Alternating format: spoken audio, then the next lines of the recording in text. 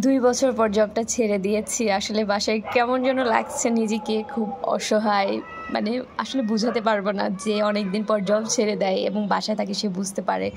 এরপর একটু ঠান্ডাও লেগেছে, কথা ঠিকমতো বলতে পারছিলাম না। আর সন্ধ্যার সময়টা আমার খুবই খারাপ কাটে, তাই ভাবলাম যে একটু ছাদ থেকে ঘুরে আসি। কবুতরগুলোকে অনেকদিন থেকে দেখা হয় নাই। কবুতরগুলো এখানে ভ্যারাইটিস কবুতর আছে, দেখতে খুবই ভালো লাগে। আমার তো সাদা জিনিস খুব ভালো লাগে। এই সাদা কবুতরটা অনেক কিউট ছিল।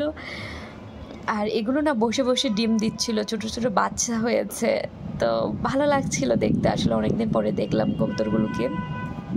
আমার ছোট বোন আছে, ও কবুতরের মাংস খেতে পারে না।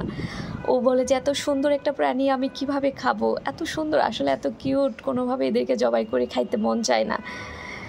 আর ছাদে এত ধরনের গাছ থাকে না, দেখলো মনটা ভালো হয়ে যায়। এই যে পদ্ম ফুল, এটা দেখে তো মনটা অনেক ভালো হয়ে গেল। আমি যে একটু অসুস্থ, আমি ওইটাই ভুলে গিয়েছি। আসলে খুবই ভালো লাগে। তাই যখন একটু সময় পাই, একটু ঘোরাফেরা বা রিফ্রেশমেন্টের জন্য হলেও আমাদের নেচারের সাথে কাটানো উচিত। আমার মনে আছে আমি যখন গ্রামে ছিলাম তখন আমাদের পুরো একটা গোলাপের বাগান ছিল, বাড়ির পাশে ওটা লাগানো ছিল। হাইব্রিড অনেক গাছ ছিল। 21শে ফেব্রুয়ারি আগের দিন আমার চাচাতো ভাই ও সব ফ্রেন্ডকে নিয়ে এসে পুরো গাছ সহ কেটে নিয়ে চলে গিয়েছে। সারা রাত কান্না করেছিলাম, ঘুমাতে পারি নাই।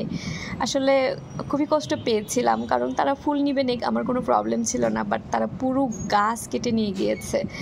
এখন ঢাকাতে ওইভাবে স্পেস পাওয়া যায় না, তারপরেও ট্রাই করি একটু গাছ লাগানোর। এখন তো ইনডোর প্ল্যান্টগুলো রুমের মধ্যেই লাগানো যায়। আর এই তো সন্ধ্যার দিকে একটু বাইরে হাঁটতে বের হয়েছিলাম, একটু বেলপুরি খেলাম। ঠান্ডা লাগলে মুখে খুব একটা রুচি থাকে না, এটা খুব একটা ভালো লাগে নাই। একটু টক কিছু বা ঝাল ঝাল কিছু খেতে মন চায়। Thanks for watching.